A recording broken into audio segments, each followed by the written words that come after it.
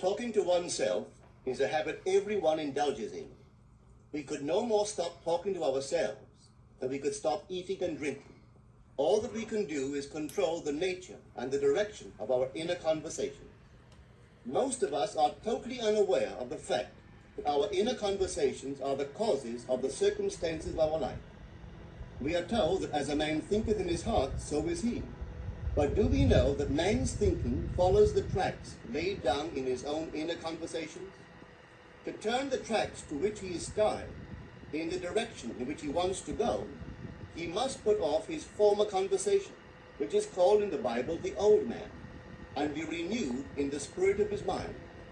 Speech is the image of mind. Therefore, to change his mind, he must first change his speech. By speech is meant those mental conversations we carry on with ourselves.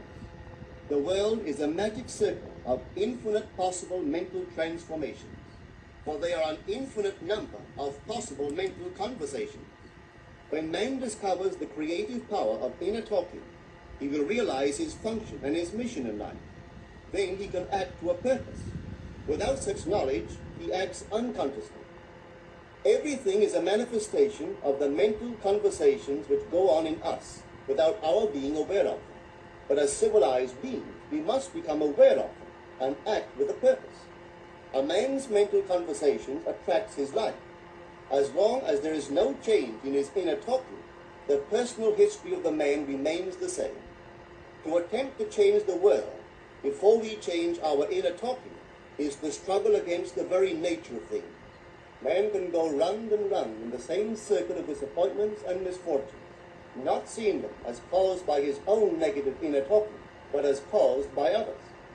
This may seem far-fetched, but it is a matter which lends itself to research and experiment. The formula the chemist illustrates is not more certainly provable than the formula of this science by which words are clothed in objective reality. One day a girl told me of her difficulties in working with her employer. She was convinced that he unjustly criticized and rejected her very best efforts. Upon hearing her story, I explained that if she thought him unfair, it was a sure sign that she herself was in need of a new conversation piece. There was no doubt that she was mentally arguing with her employer, for others only echo that which we whisper to them in secret. She confessed that she argued with him mentally all day long. When she realized what she had been doing, she agreed to change her inner conversations with her employer. She imagined that he had congratulated her on her fine work, and that she, in turn, had thanked him for his praise and kindness. To her great delight, she soon discovered that her own attitude was the cause of all that befell her. The behavior of her employer reversed itself. It echoed, as it had always done, her mental conversations with him. I rarely see a person alone without wondering to what conversation piece is he tied, on what mysterious track is he walking. We must begin to take life consciously, for the solution of all problems lies just in this. The second man, the Lord from heaven in all of us, is trying to become self-conscious in the body, that he may be about his Father's business. What are his labors? To imitate his Father, to become master of the Word, master of his inner talking, that he may mold this world of ours into a likeness with the kingdom of love. The prophet said, "Be ye imitators of God as dear children." How would I imitate God? Well, we are told that God calls things that are not seen as though they were seen, and the unseen become seen. This is the way the girl called forth praise and kindness from her employer. She carried on an imaginary conversation with her employer from the premise that he had praised her work, and he did. Our inner conversations represent in various ways the world we live in. Our individual worlds are self-revelations of our own inner speech. We are told that every idle word that men shall speak, they shall give account thereof. For by their words they shall be justified, and by their words they shall be condemned. We abandon ourselves to negative inner talking, yet expect to retain command of life. Our present mental conversations do not recede into the past as man believes, They advanced into the future to confront us as wasted or invested words. My word, said the prophet, shall not return unto me void, but it shall accomplish that which I please, and it shall prosper in all the things whereto I sent it. How would I send my word to help a friend? I would imagine that I am hearing his voice, that he is physically present, that my hand is on him. I would then congratulate him on his good fortune, tell him that I have never seen him look better. I would listen as though I heard him. I would imagine that he is telling me he has never felt better, he has never been happier. And I would know that in this loving, knowing communion with another, a communion populous with loving thoughts and feelings, that my word was sent, and it shall not return unto me void, but it shall prosper in the thing whereto I sent it. Now is the accepted time. Now is the day of salvation. It is only what is done now that counts, even though its effects may not be visible until tomorrow. Be called not aloud, but by an inner effort of intense attention. To listen attentively, as though you heard, is to create. The events and relationships of life are your word made visible. Most of us rob others of their willingness and their ability to be kind and generous by our fixed attitudes towards them. Our attitudes unfold within us in the form of mental conversation. Inner talking from premises of fulfilled desire is the way to consciously create circumstances. Our inner conversations are perpetually outpictured or around us in happenings. Therefore, what we desire to see and hear without, we must see and hear within. For the whole manifested world goes to show us what use we have made of the word. If you practice this art of controlled inner speaking, you too will know what a thrill it is to be able to say, and now I have told you before it come to pass, that when it is come to pass, ye might believe. You will be able to consciously use your imagination to transform and channel the immense creative energies of your inner speech from the mental, emotional level to the physical level. And I do not know what limits, if any, there are to such a process. What is your aim? Does your inner talking match it? It must, you know. If you would realize your aim, for as the prophet asked, can two walk together except they be agreed? And of course the answer is no, they cannot. The two who must agree are your inner conversation and the state desired. That is, what you desire to see and hear without, you must see and hear within. Every stage of man's progress is made by the conscious exercise of his imagination, matching his inner speech to his fulfilled desire. As we control our inner talking, matching it to our fulfilled desires, we can lay aside all other processes. Then we simply act by clear imagination and intention. We imagine the wish fulfilled and carry on mental conversations from that premise. The right inner speech is the speech that would be yours were you to realize your ideal. In other words, it is the speech of fulfilled desire. Now you will understand how wise the ancient was when he told us in the Hermetica, there are two gifts which God has bestowed upon man alone and on no other mortal creature. These two are mind and speech, and the gift of mind and speech is equivalent to that of immortality. If a man uses these two gifts rightly, he will differ in nothing from the immortals.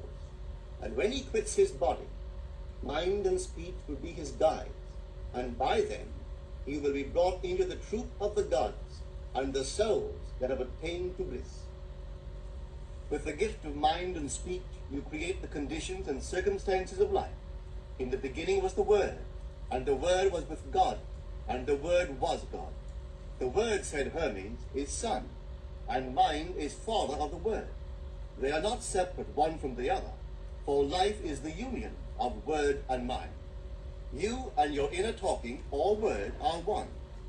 If your mind is one with your inner conversation, then to be transformed in mind is to be transformed in conversation. It was a flash of the deepest insight that taught Paul to write, put off the former conversation, the old man, which is corrupt, and be renewed in the spirit of your mind. Put on the new man. Put on the new man and be renewed in the spirit of your mind, is to change your inner conversation, for speech and mind are one. A change of speech is a change of mind. The prophet Samuel said, "The Lord spake by me, and his word was in my tongue." If the Lord's word was in the prophet's tongue, then the Lord's mouth that uttered the word must be the prophet's mind. For inner conversations originate in the mind and produce little tiny speech movements in the tongue. The prophet is telling us that the mouth of God is the mind of man, that our inner conversations are the word of God, creating life about us as we create it within ourselves. In the Bible you are told that the word is very near to you, in your mouth and in your heart, that you may do it. See, I have set before you this day life and good, death and evil, blessings and curses. Choose life. The conditions and circumstances of life are not created by some power external to yourself. They are the conditions which result from the exercise of your freedom of choice, your freedom to choose the ideas to which you will respond. Now is the accepted time. This is the day of salvation. Whatsoever things are of good report, think on these things. For your future will be formed by the word of God, which is your present inner talking. You create your future by your inner conversation. The worlds were framed by the word of God, that is your inner talking. See yonder fields, the sesamum was sesame, the corn was corn, the silence and the darkness knew. So is a man's fate born. For ends run true to origin. If you will reap success, you must plant success. The idea in your mind which starts the whole process going is the idea which you accept as truth. This is a very important point to grasp, for truth depends upon the intensity of imagination, not upon facts. When the girl imagined that her employer was unfair, his behavior confirmed her imagination. When she changed her assumption of him, his behavior reflected the change, proving that an assumption, though false, if persisted in, will harden into fact. The mind always behaves according to the assumption with which it starts. Therefore, to experience success, we must assume that we are successful. We must live wholly on the level of the imagination itself, and it must be consciously and deliberately undertaken. It does not matter if, at the present moment, external facts deny the truth of your assumption. If you persist in your assumption, it will become a fact. Signs follow, they do not precede. To assume a new concept of yourself is to that extent to change your inner talking or word of God, and is therefore putting on the new man.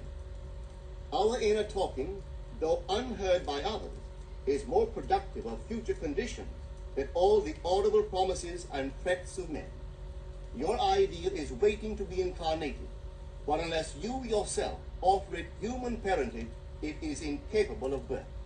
You must define the person you wish to be, and then assume the feeling of your wish fulfilled, in faith that that assumption will find expression through you. The true test of religion is in its use, but men have made it a thing to defend. It is to you that the words are spoken. Blessed is she that believeth, for there shall be an accomplishment of those things which are spoken unto her from the Lord. Test it, try it. Conceive yourself to be one that you want to be, and remain faithful to that conception. For life here is only a training ground for image making. Try it and see if life will not shape itself on the model of your imagination. Everything in the world bears witness of the use or misuse of man's inner talking. Negative inner talking, particularly evil and envious inner talking, are the breeding ground of the future battlefields and penitentiaries of the world. Through habit, man has developed a secret affection for these negative inner conversations. Through them, he justifies failure, criticizes his neighbors, gloats over the distress of others, and in general, pours out his venom on all. Such misuse of the word perpetuates the violence of the world. The transformation of self requires that we meditate on a given phrase, a phrase which implies that our ideal is realized, and inwardly affirm it over and over and over again until we are inwardly affected by its implication, until we are possessed by it. Hold fast to your noble inner convictions or conversations. Nothing can take them from you but yourself. Nothing can stop them from becoming objective facts. All things are generated out of your imagination by the word of God, which is your own inner conversation. And every imagination reaps its own words, which it has inwardly spoken. The great secret of success is a controlled inner conversation from premises of fulfilled desire. The only price you pay for success is the giving up of your former conversation, which belongs to the old man, the unsuccessful man. The time is ripe for many of us to take conscious charge in creating heaven on earth. To consciously and voluntarily use our imagination to inwardly hear and say only that which is in harmony with our idea is actively bringing heaven to earth. Every time we exercise our imagination lovingly on behalf of another, we are literally mediating God to that one. Always use your imagination masterfully, as a participant, not an onlooker. In using your imagination to transform energy from the mental, emotional level to the physical level, extend your senses. Look and imagine that you are seeing what you want to see, that you are hearing what you want to hear, and touching what you want to touch. Become intensely aware of doing so. Give your imaginary state all the tones and feeling of reality. Keep on doing so until you arouse within yourself the mood of accomplishment and the feeling of relief. This is the active, voluntary use of the imagination, as distinguished from the passive, involuntary acceptance of appearances. It is by this active, voluntary use of the imagination that the second man, the Lord from heaven, is awakened in man. Men call imagination a plaything, the dream faculty, but actually it is the very gateway of reality. Imagination is the way to the state desired. It is the truth of the state desired and the life of that state desired. Could you realize this fully, then would you know that what you do in your imagination is the only important thing. Within the circle of our imagination, the whole drama of life is being enacted over and over again. Through the bold and active use of the imagination, we can stretch out our hand and touch a friend 10,000 miles away and bring health and wealth to the parched lips of his being. It is the way to everything in the world. How else could we function beyond our fleshly limitations? But imagination demands of us a fuller living of our dreams in the present. Through the portals of the present, the whole of time must pass. Imagine elsewhere as here, and then as now. Try it and see. You can always tell if you succeeded in making the future dream a present fact by observing your inner talking. If you are inwardly saying what you would audibly say, were you physically present and physically moving about in that place, then you have succeeded. And you could prophesy from these inner conversations and from the moods which they awaken within you what your future will be. For one power alone makes a prophet, imagination, the divine vision. All that we meet is our word made visible, and what we do not now comprehend is related by affinity to the unrecognized forces of our own inner conversation and the moods which they arouse within us. If we do not like what is happening to us, it is a sure sign that we are in need of a change of mental diet. For man, we are told, lives not by bread alone, but by every word that proceeds from the mouth of God. And having discovered the mouth of God to be the mind of man, a mind which lives on words or inner talking, we should feed into our mind only loving, noble thoughts. For with words or inner talking, we build our world. Let love's lordly hand raise your hunger and thirst to all that is noble and of good report, and let your mind starve ere you raise your hand to a cup love did not fill, or a bowl love did not bless, that you may never again have to say, what have I said? What have I done? O all-powerful human word.